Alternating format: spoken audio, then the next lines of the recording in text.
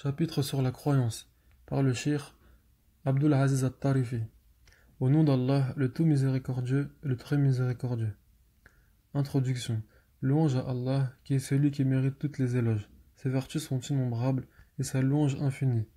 Tout le mérite lui revient, du début à la fin. J'atteste que nulle divinité n'est digne d'être adorée si ce n'est lui seul. Il n'a ni d'égal, ni d'équivalent, ni d'associé, ni de ressemblant. Et j'atteste que Mohammed est son serviteur et son messager, que les prières d'Allah le couvrent, lui, ses proches et ses compagnons. Ce qui suit est une profession de foi résumée.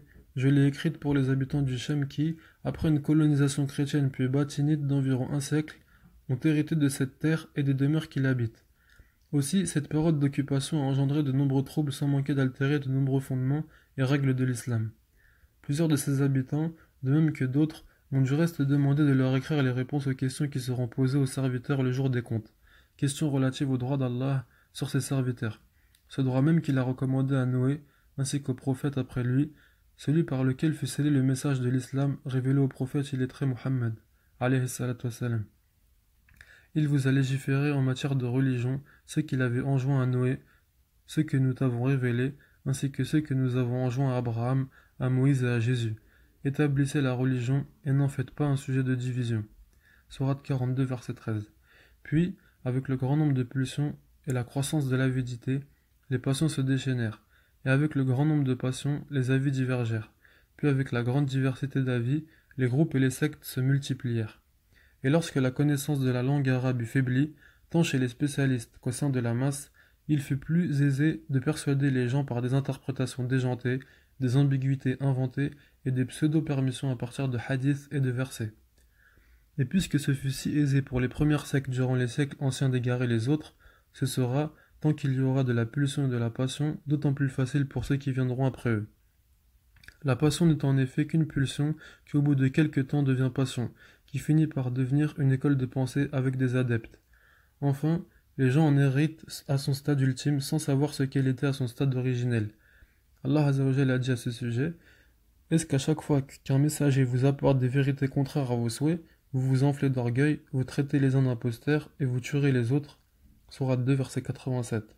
Il a dans ce verset mentionné cette passion qui devient de l'orgueil, puis se transforme en déni, puis en inimitié. Voilà comment dans toute communauté apparaissent les confessions et les idéologies égarées.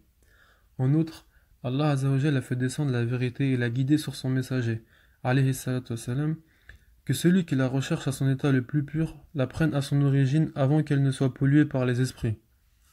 En fait, la révélation est comme de l'eau, et les esprits sont tels des récipients. Allah Azza wa Jalla a fait descendre la révélation et l'a placée dans le cœur de son prophète, sallallahu alayhi wa sallam, qui l'a placée à son tour chez les compagnons, qui l'ont placée ensuite chez les suiveurs.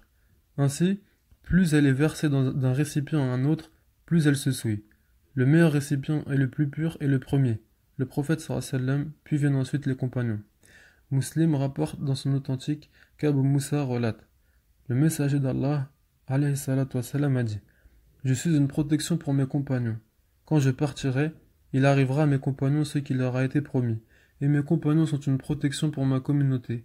Quand mes compagnons s'en iront, il arrivera à ma communauté ce qui lui a été promis.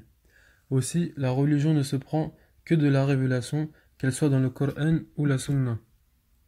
C'est lui qui a envoyé à des gens sans livre, les Arabes, un messager des leurs qui leur récite ces versets, les purifie et leur enseigne le livre et la sagesse. Sourate 62, verset 2. Tout savoir religieux issu d'autre que de ces deux sources n'est qu'ignorance. Il est important de comprendre que la compréhension correcte de la révélation est celle des compagnons.